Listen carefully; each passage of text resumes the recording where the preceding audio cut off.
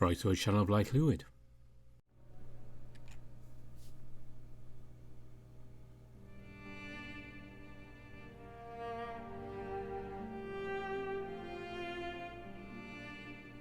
If Lyle's standing there on the outcrop, that means we must be back in Lyre. And if you remember last time, Ivor was still stuck in the cell. We still don't know who killed Raynar, but with Tigran's help, he's trying to figure things out. So let's go and see how he's doing.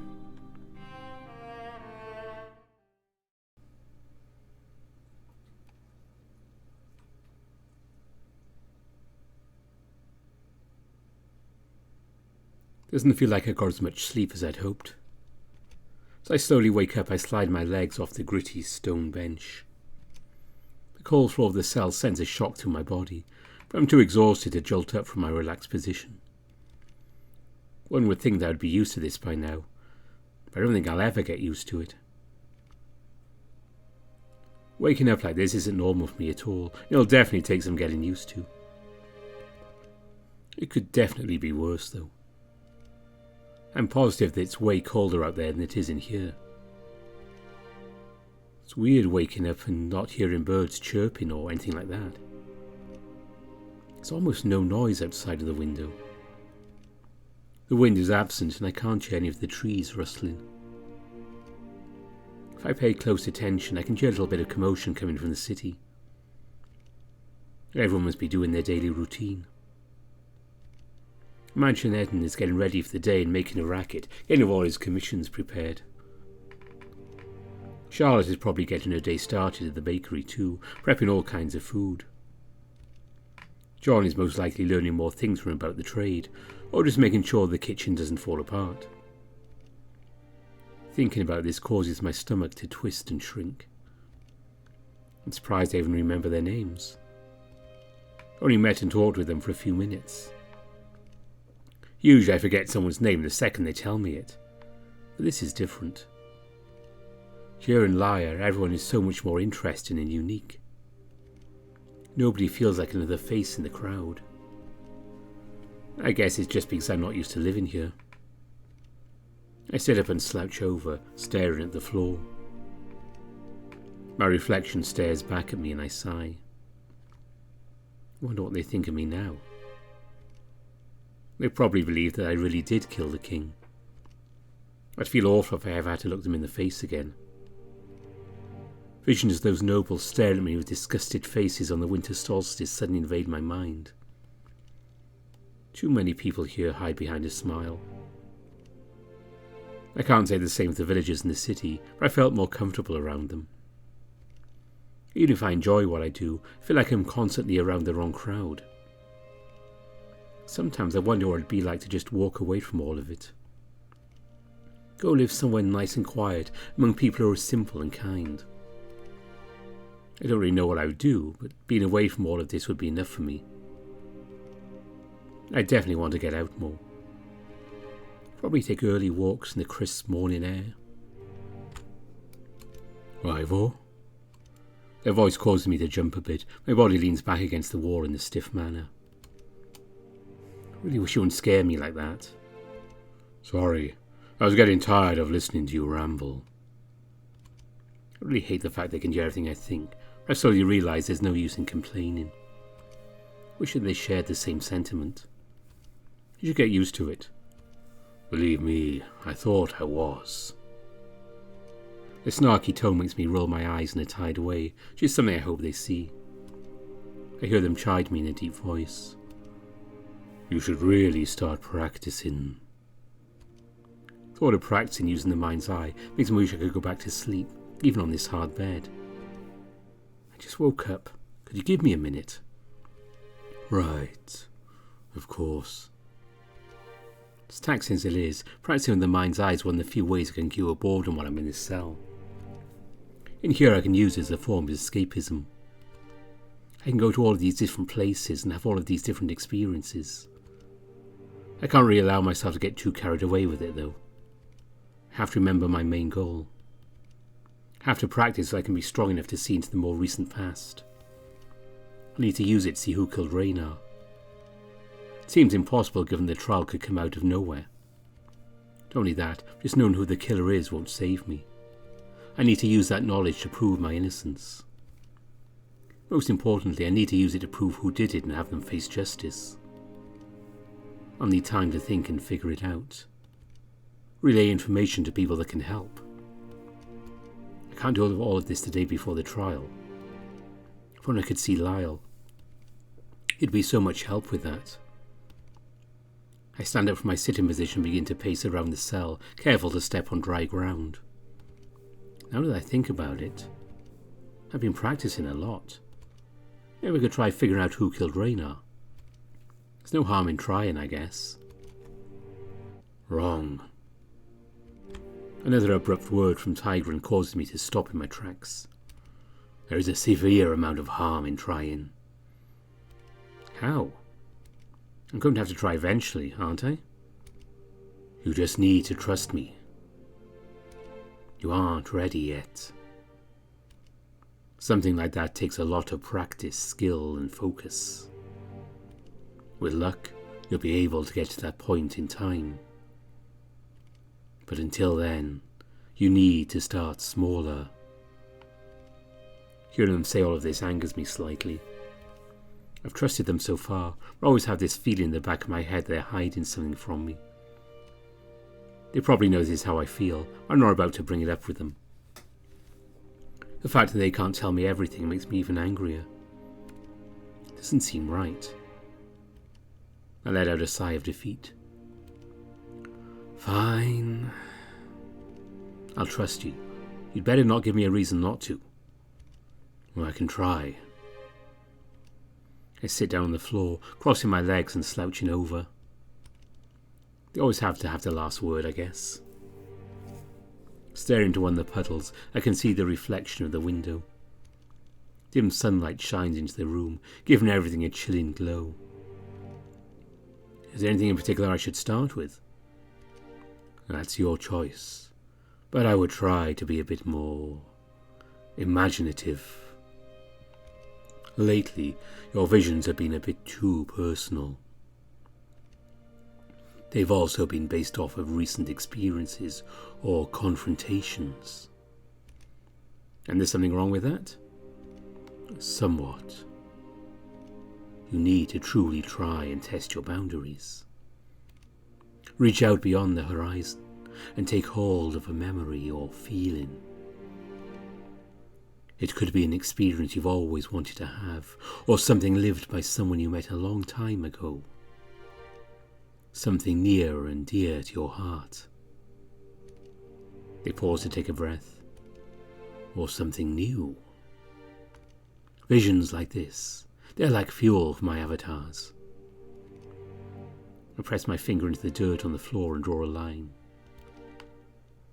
Is there a reason why that happens? It just helps. I wipe the dirt off my finger and lean back. Okay, I'll try. I feel a warmth run through my body as I relax and concentrate. I try to think about home. The sunny days and tall white towers. The rolling hills by the cliffs and sandy shores. Waves crashing against the stone walls of the docks. All the people who made an impact on my life. Memories of my past and the things I've done. Sitting in the chair by the window with my mother, just talking with her. Watching the ships sail by. After a few seconds of closing my eyes and thinking about all of these things, it's as if I'm pulled away from my own body.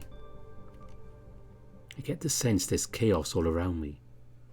Yet for some reason, my body can't feel a thing. I also feel like I'm floating. Or, it's what I think it would feel like. It's truly indescribable. That feeling quickly fades as I'm thrown into a perilous scene. A flash of lightning obscures my vision for a moment as everything unfolds. Heavy rain swirls around me as the sound of harsh wind drowns my senses. Looks like I'm spectating the scene of a ship at sea, surrounded by a terrible storm. Waves crash into the sides of the small ship, and sailors clamour around the deck.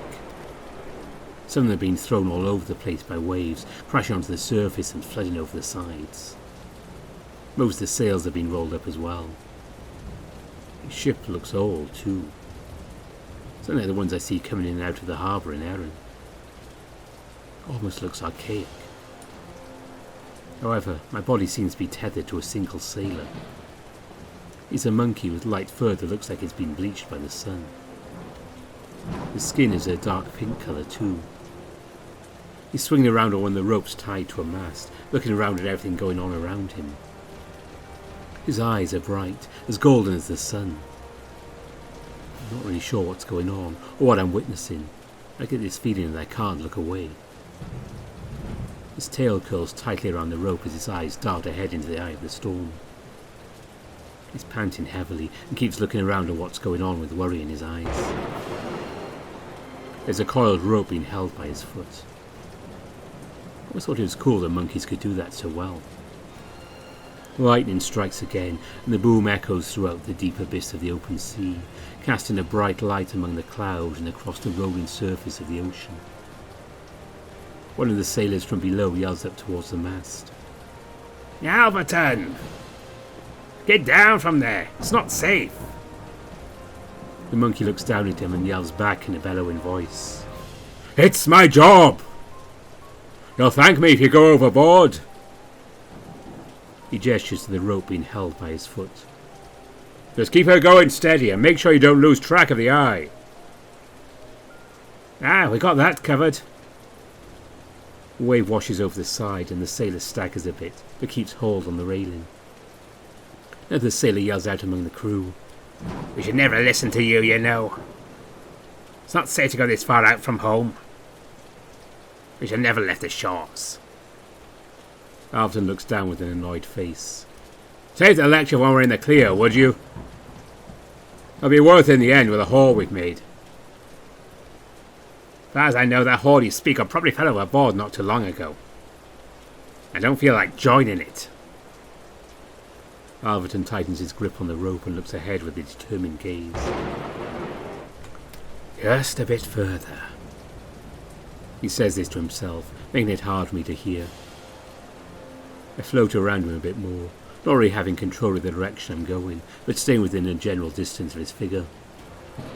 It's like I'm some sort of spirit. This is really weird. I thought I was supposed to experience these things from the perspective of others. Why am I not in the body right now?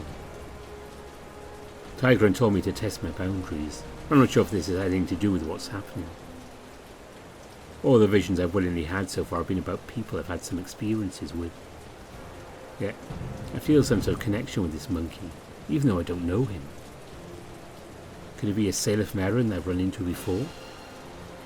Doesn't seem likely given how old this ship looks. It's the only explanation I can come up with. I snap out of my thoughts and go back to focusing on the scene playing out before me. He grips a simple-looking necklace that's tied around his neck on a string. Then it happens. There's this moment where everything seems calm. The noise from the rain is muffled and the wind slows down slightly. A deafening boom claps all around me and my vision goes away in an instant. Did lightning just strike the ship? My hearing comes back after a second as the wind whistles through my ears. I get this false feeling of dropping, like I'm being dragged down by a heavy object. Maybe it's like I'm taking a dive through the air, chasing something. Then there's a heavy splash and a sudden decrease in speed. All noise is muffled. It's almost eerily soothing. Like closing a window on a rainy night. My eyes adjust to the darkness. I can see little particles floating around me. Like dust swirling through the air. The ocean. I'm under the water's surface. I get a glimpse of the monkey's figure off in the distance. Lightning in the sky above dimly illuminates the water around us, casting rays of light that beam down into the dark void beneath us. He's just floating there, his body completely still. The rope that was being gripped by his foot is gone. Probably lost to the tide or still on the ship. I try to get closer to him, but I don't feel like I'm moving. I'm not liking where this is going. I can hear this ominous vibrating noise. Like an earthquake, but underwater. Ominous voices and noise echo around me. Fear creeps its way into my soul as I wait in darkness. I jolt in my seated position, painfully throwing myself into the wall behind me, letting out a yelp. "What's going on in there?" A guard yells down the tunnel, sounding like he's pretty close. Nothing. I just slipped. I'm fine."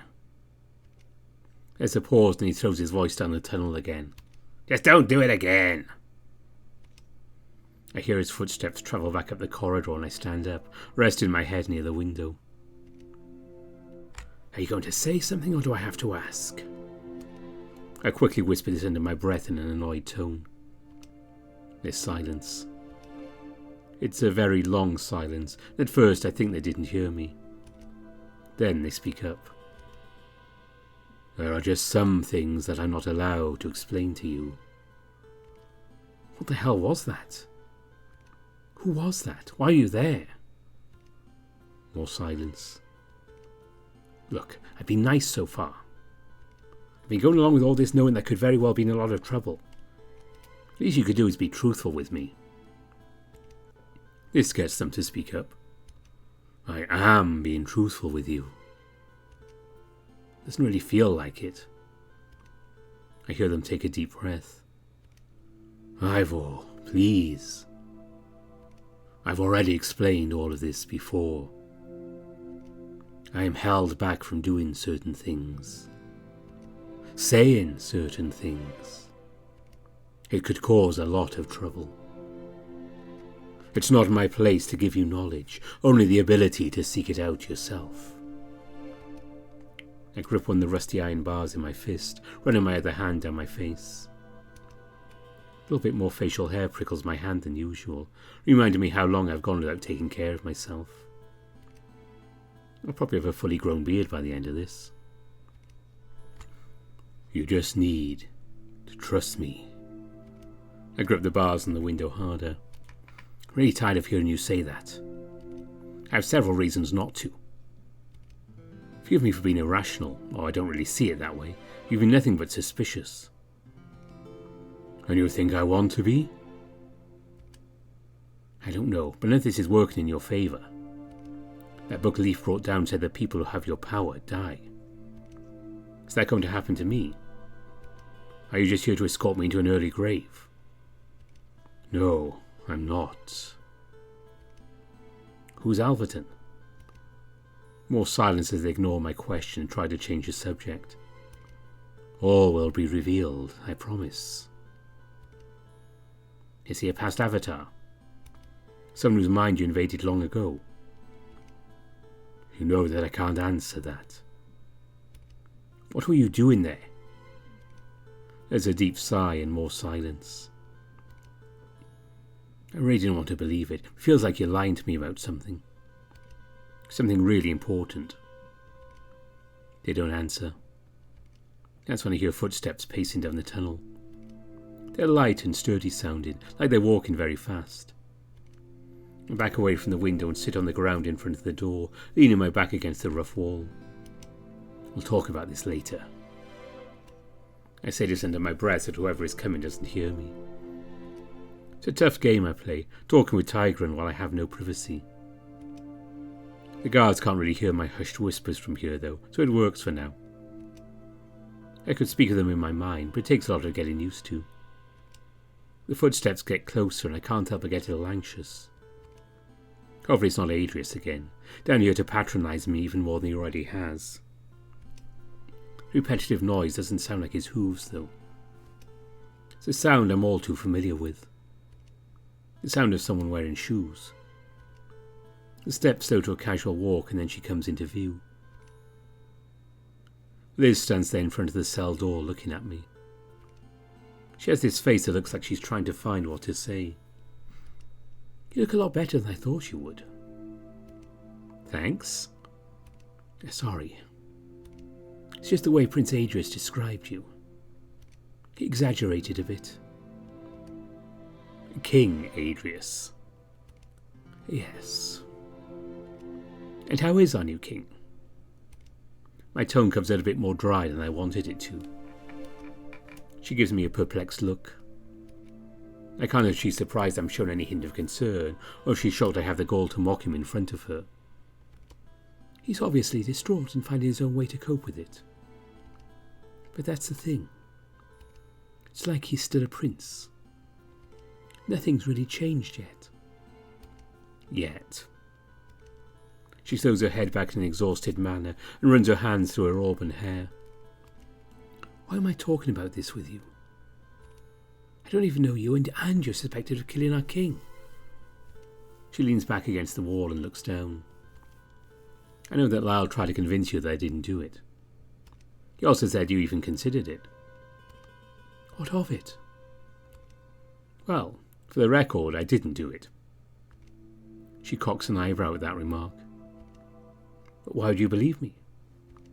She throws her hands to her sides and looks at me incredulously. I don't believe you. I believe Lyre. He's extremely loyal to this kingdom. I know he would never betray it. Even if he let his feelings get in the way. So if he trusts you, then that gives me reason to at least consider it a possibility. Well, that's very nice to hear. Sadly, I don't think it will help me. She lowers her head and exhales. Why have you come down here? She slumps against the wall slightly. The first reason? I was curious. The whole situation seemed completely outlandish. I had to see you for myself at least once before the trial. What's the second reason? She lets out a sigh. The trial. Has the day already been decided? Yes. The trial will take place 9 days from now. 9 days? I jolt up from my sitting position. The information hits me like an arrow through the back. No. I know. Adrius wants it to happen at the earliest. This is just enough time for everything to be prepared, so it's quite literally happening as soon as possible. I'm really sorry, but I thought you should know. I walk over to the stone bed and sit on it, leaning against the wall and looking up at the ceiling. Liz is no longer in my sight, but I can still feel and hear her presence on the other side of the bars. Are you okay? I don't answer her at first. You remember how I said that Raynar spoke very highly of you? Yes. She takes a deep breath. That was an understatement. He saw something in you that even I can't explain. I hear her take a couple of steps away. If you truly didn't kill Raynar, then don't take that for granted. She pauses, waiting for a response from me. I don't give her one. My mind is racing the idea that I only have 9 days to figure this out. What she said about Raynar resonates with me, though. Take care of yourself, Lord Ifor. She walks down the tunnel, her footsteps fading away. After a while, silence fills the tunnel once more. The trial is only 9 days away and I have nothing to help me yet. Lyle's forbidden from seeing me, so I can't get his help either. I can't train any faster and it feels like I'm getting nowhere. Visions of Raynar cloud my mind as well. Thought of his true murderer never being unveiled makes me feel empty inside for some reason. Every possibility of that night's outcome swirls in my head like a hurricane.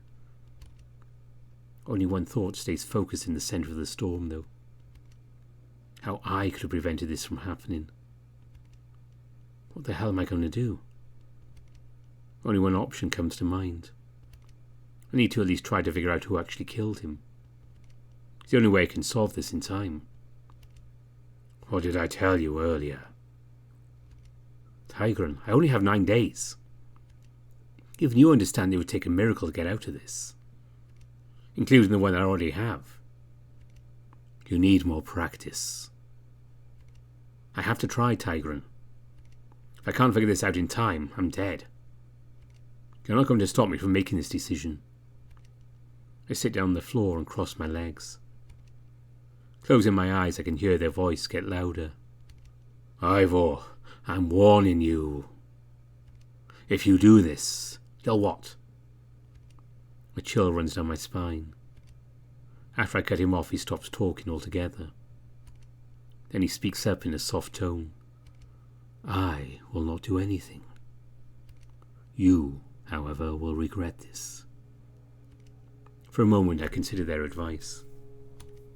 Only for a moment, though. For the past 5 minutes my life feels like it's rushed to a sudden stop. I'm at the top of the figurative stairs and in front of me lies the inevitable. Sorry, Tigran, but I'm not risking my life on this. It's now or never. The entire presence of the cell implodes as I succumb to the feeling of the void. At first, there's nothing. It's like I'm sleeping. Suddenly sharp pains erupt throughout my body. Blow after blow sends me into a whirl of agony. My body feels like it's being ripped through all of reality as I know it. It's almost indescribable. My very existence is being torn in two as I delve into the past. Then I'm falling. The black void doesn't let up as I'm thrown to the hard floor. I get the feeling of recovering from falling out of bed, but it's 100 times worse. This is all accompanied by loud crashing sounds. My whole body ruptures in on itself. The blurry darkness fades away as my eyes flicker open. Did it work? I feel like I'm slumped up against something and I can only see the window and a bit of the wall. Definitely in Raynar's body. I don't really get time to assess my surroundings as terrible pain strikes through his body. Nothing else matters in that moment. My entire being is filled with all kinds of emotions and feelings. It's like someone took my insides and crushed them in their hands. My soul feels like it wants to cave in on itself, but the body I'm in just lays there. I can feel some sense of Raynar trying to get up. The overwhelming amount of emotions and pain clouds that. Fear, anger, shock, sadness. Not to mention the unbearable suffering that works through my body like a wreathing snake. It's a hot, searing pain like someone's holding a torch to my chest. I can feel the blood rushing down my chest in a thick, heavy stream.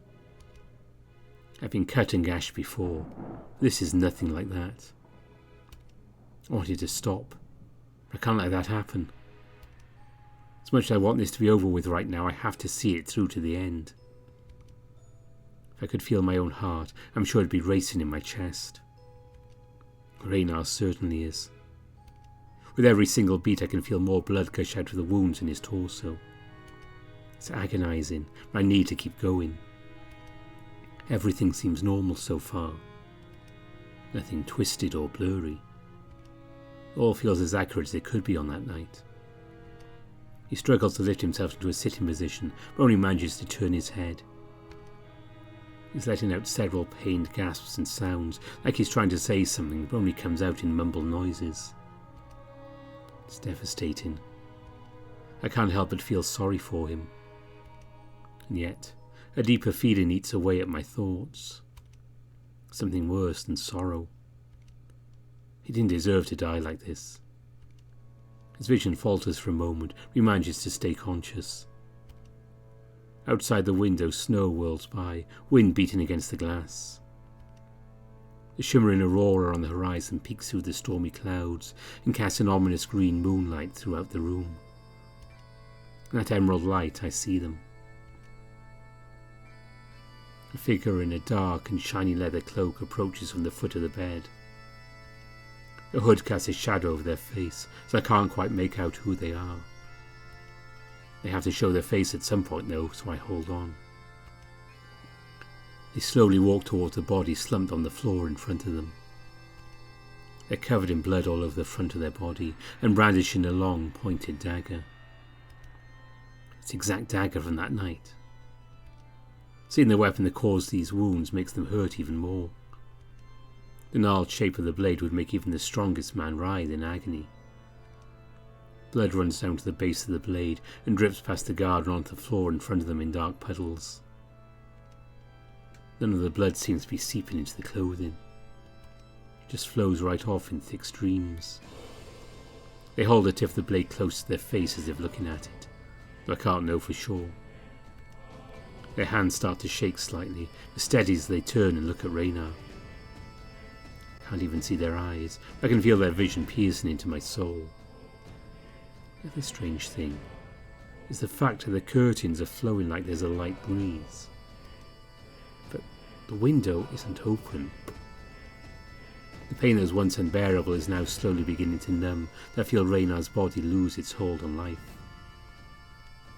The feeling is terrible, and I wouldn't wish it on my worst enemy. His visions begin to become more and more blurred, eyelids wavering. Lightning strikes outside of the window. I get a glimpse of their face illuminated in the contrasting light for just a moment.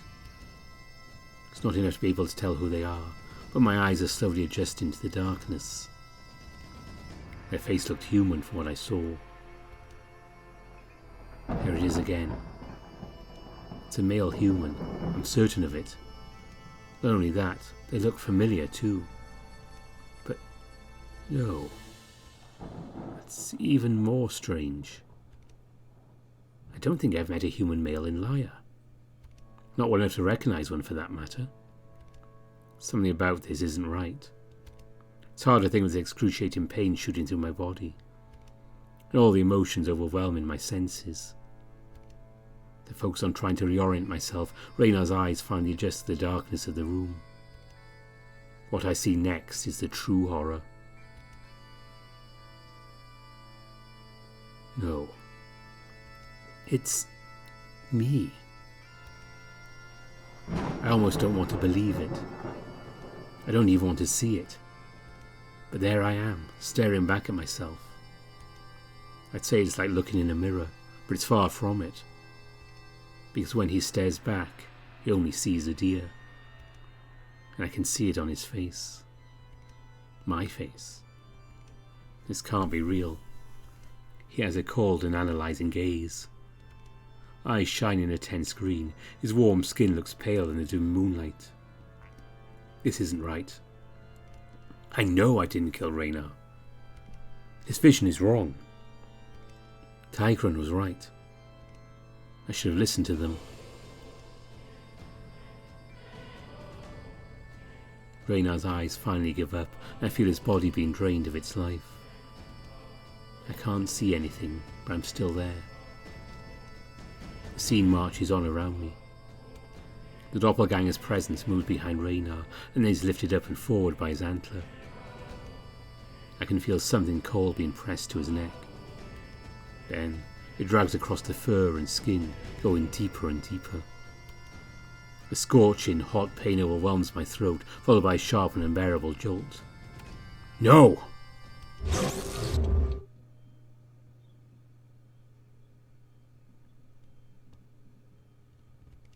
My mind is torn out of Raynar and I'm back in the cell. I'm laying on the ground in a fetal position, tears streaming down my face. They soak the ground beneath my head, and a bit of mud sticks to my face as I lift myself up. The pain in my chest is gone, but my heart is still racing. The only thing that hurts now is my head. It's several times worse than any of my more recent headaches. A constant pounding against the side of my head, like someone's banging rocks against it. Are you okay?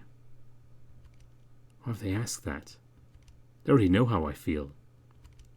I'll be fine. Are you sure? I don't answer and I hear them sigh. Ivor, I try to tell you. No, you're right. I get up and brush myself off, cold dirt sticking to my clothes. I'm still shaking all over. I'm sorry for not listening. I sit down in the corner of the bed by the window. I saw everything. That was horrible. I can tell they're trying to pick their words carefully as they continue to speak. The past hurts. You know that better than most, considering your first real experience with the vision. I think back to the scene playing out with the Queen's death, as Raynar lays there, helpless to stop it. An assassin with a dagger, taking life for some unknown reason. What you just did, I've seen it drive most men insane. Or close to the edge, so to say. I feel insane. You're not. I'm honestly surprised.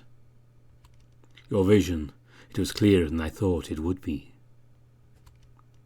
I get into a sitting position. Not clear enough. Do you know, it's hard to form the words after everything that just happened. Yes. Do you know why I was the assassin? Does it mean anything? They take a few seconds to form an answer. It doesn't mean anything. It's just your own mind playing tricks on you. Or could it be that you feel guilty for his death? They say those last few words with a bit of carefulness in their voice. Not that they feel completely guilty, I think back to the night when it all happened. Raynor said he wanted to see me in his chambers later. I didn't really think about it too much, so I went off and spent the rest of the night with Lyre. Then I got a bit carried away. When the servant was sent for me, I took my sweet time getting ready, and when I got there, it was already too late. I just wonder sometimes. If I'd gotten there a bit earlier, I might have been able to do something about it. I know. You've been suppressing this feeling for quite some time. It's not your fault, though. What happened can't be changed, and it can't be helped. You just need to focus on what's to come. You're right. I just need to do what I can to fix this mess. Make sure the future isn't as dark. That reminds me. Before I can ask them anything, I become more aware of the sound of armour clanking together. It sounds like a guard is pacing around the tunnel. Hang on. I don't want any more interruptions. I close my eyes and concentrate. Then, within seconds, I'm in the mind's eye. Come on out, Ty. I haven't been called that in a long time. I won't call you that if you don't want me to. Ifor, I couldn't care less what you call me. Okay.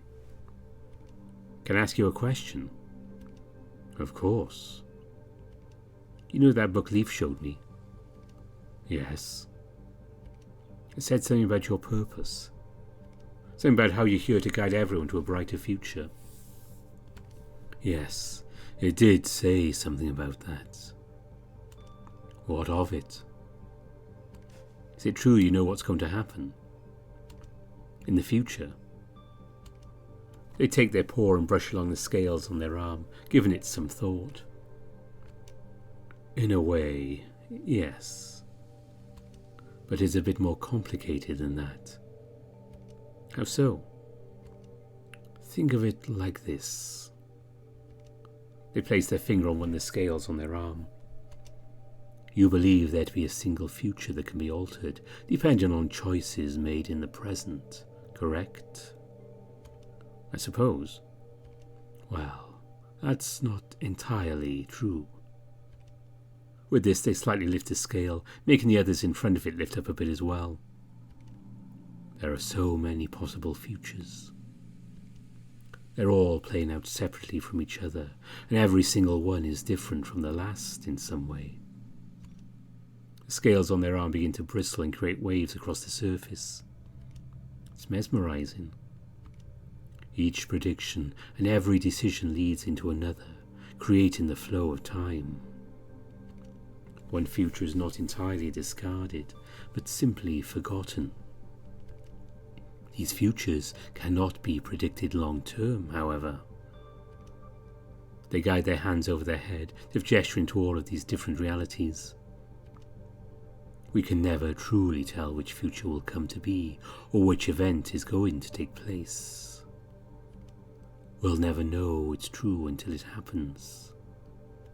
We? They lower their arm and gaze down at me with a disturbed look, referring to mankind. Right. Does my future look bright? They let out another sigh. If I could tell you, I would. But sadly, I can't. That's why you have to trust me. I still don't like how much you hide from me, even when you don't have to. They take a long, deep breath before speaking. I'm not trying to hide anything from you. I'm trying to protect you. From what? From everything. You're protecting me from everything. Ivor, I've been doing this for countless years. And I've had a long time to make many mistakes. A lot of mistakes. A pair of their arms hang limp at their side. Gods aren't perfect, Ivor. And I'm the best example. They take a few steps towards their towering form so I can get a bit closer. Yes, but you've done a lot more good than bad, right? They look at me with a downhearted gaze. Of course, but that can never make up for all of it. Their chest heaves and they relax a bit. This is what it is, Ivor. This is what it is to be a god. They are sheep and you are their shepherd. Except there is no wolf. Only the sheep. And you sit there trying to stop the rams from killing each other. To no avail. For only a moment I catch a glimpse of sadness in their eyes. It quickly fades away, however. I never thought of it like that. It's just the way things are. Us gods can only help from the shadows. We cannot interfere with mortal affairs too much. Tigran, may I ask you a question? The smile turns into a wary frown. Yes. I will try to be as open as I can with you. Who is Alverton? As the name slips from my mouth, I see their eyes stare off into space. They shake their heads slightly and answer. If you truly must know. I feel it is only fair given you're able to unearth that vision to begin with. Not only that, but I was the one who pushed you to try for something a bit new. Their arms wave to and fro, as if at this point they're talking to themselves. Then they look down and clear their throat, beginning to speak. You've heard the name before, have you not? It's an old name, but yes, I have. There is an island not too far south from where you currently are. Alverton Isle. To the east of Grimrock. Yes? The island was named after him. Over 1,000 years ago. 1,000 years? I didn't want to believe it at first, but it all makes sense. Think that I can see that far into the past. Was I right earlier? Is Alverton one of your avatars? A thoughtful look glazes over their eyes. Alverton was the first. He was my first avatar. What were you doing in that vision? They cross their arms. Instead of asking questions, just let me tell you what I know I can. Okay. They lower their arms and continue with a slight sigh. He was not only my first avatar, but the introduction to my existence. I would have done anything for him, even considering he is the reason. The reason for what? This is why I don't like to tell stories. Their faces frozen as they whisper this under their breath, but they continue. Nothing. The point is, you have a lot to thank them for, and a lot to learn from them. I believe it to be beneficial for you to study their past. Study their past? Shouldn't I be focusing on studying Raynar's past? Of course. But when you find the time, I would suggest looking into his past. The mind's eye starts to slowly fade around me. Wait, I just have 2 more questions. Yes. First, when I see into Alverton's past, I wasn't viewing it from his perspective. I was just floating around him, like a ghost. Is that because he too is an avatar? Tigran places a hand under their chin with an impressed look. Very good observation. Yes, that is the reason. And my last question. Would it be better if I tried to see that night through the killer's perspective? They tilt their heads slightly and raise a hand. No. It would be even more difficult. You know King Raynar was killed on that night, so it's easier to envision it. But you don't know who the killer was. Trying to see a vision of that would be much harder. You'll learn this applies to most visions of the past that are so recently laid out in the flow of time. That makes sense. Another reason I'm regretting that proposal, the fact that I'm not very eager to play out the scene of killing Raynar. Even if I'm not the one doing it. Okay. I think I'm ready to leave now. I need to rest after everything that just happened. They nod. Very well. I'll leave you with some advice before you go. Your only limit is your mind.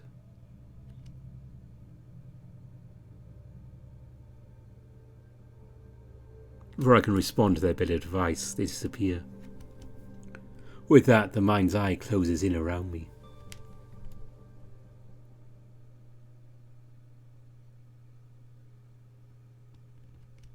And just like that, I'm back in the cold, yet hot and humid cell. The sun is still high in the sky, there isn't a cloud in sight. The clank inside of armour that I remember hearing before seems to be getting louder.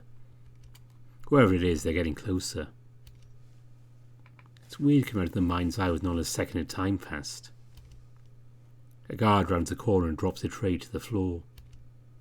It's not high enough to mess up the meal, but it still rattles around. Here's your food. There's 1 cup of water and a bowl of porridge, with some greens on the side. A piece of parchment placed on the tray slowly drifts to the floor and lands in a puddle.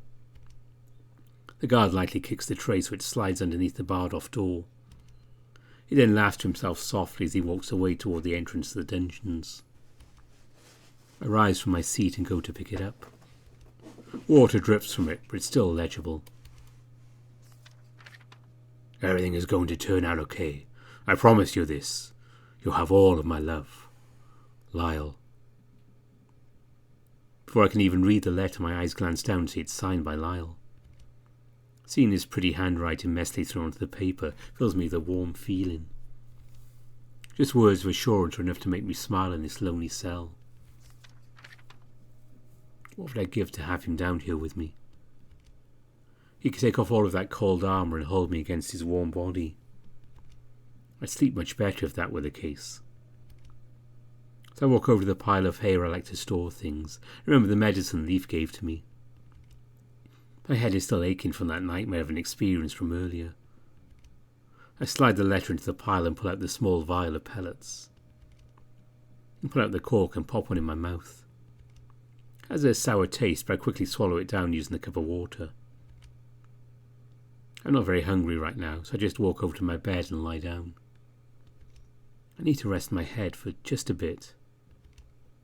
What happened earlier took everything out of me. Thinking about it won't do me any good right now. Once I wake up, I'll figure it out.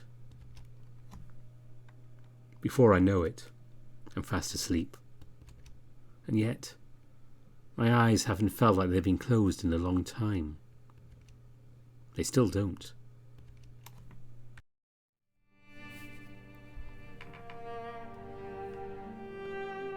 It seems a good place to leave it as we're about to embark on chapter 10. So don't worry, next time we'll definitely be seeing more of Lyre. I thought I'd just throw in a quick Lyre bit there for you, so you don't miss him too much. Well, will be more Lyre, probably, let's say, August, I think we'll get that. Maybe late July, we will see. But coming up later And this week we will be having what might be the final password video as we do a quick edited highlights version of Roswell's route. So we'll be taking Roswell's route up where we left it a very long time ago and running right through to the end. I may do one more password video featuring the true ending at some point. I haven't quite decided on that one yet, but that's possible. Also coming up next weekend, we have part 2 of the latest build of Glory Hounds, so we'll be finishing that one off. And if I have the time, I hope to do at least one of the May Wolf FEN jams. I know which one I'm planning to do, so that'll be a shorter video. And I might get another one in. We'll see how the week goes, but there'll be definitely a few things coming this week. And I'll be starting work on my Arches video. That's going to be a look back at Arches, and I don't normally talk much about that one, especially all those silent ends, but I'm going to do a video just talking about Arches and what I think about it and that kind of thing. So that'll be coming up maybe before the end of the month, maybe early July. I'll be starting work on that very soon. So a few things coming up on the channel before too long. And before I go, as always, thanks to all my donors on Ko-fi and Patreon. I really appreciate you. And my top patrons are Velpers Need Coffee, Nova Starburn, Big Booty Judy, Omar, Smutu, Andy Peng, Mohammed Azamel, Aaron Fox, Exact, Evan King, Marcus, Cindy Dragawolf, Kopi, Spiderling, Riz, Dissonance, Anubis Silverwind, Ida Corval, Tiger Cub, Brian Hall, Bastion, Lark Huskerton, Legacy Bucciarati, Covers Vissa, Kartek, and Burnt Toast. And they do their part to help keep the channel running, which is very much appreciated, as I say. But that's it for Lyre. And depends when I get the password video out, I'll just say have a very happy summer solstice or winter solstice, depending on where you're watching this. Either your nights will start getting longer in a few days, or they'll get shorter. And personally, I can't wait for it to get longer. Currently, sunset is around 20 to midnight. And it's about 4:30 we get sun again. It is a very short night at the moment. But it's good for my plants. So that is it until password, probably Tuesday, Wednesday on my time. Thanks for watching and bye for now.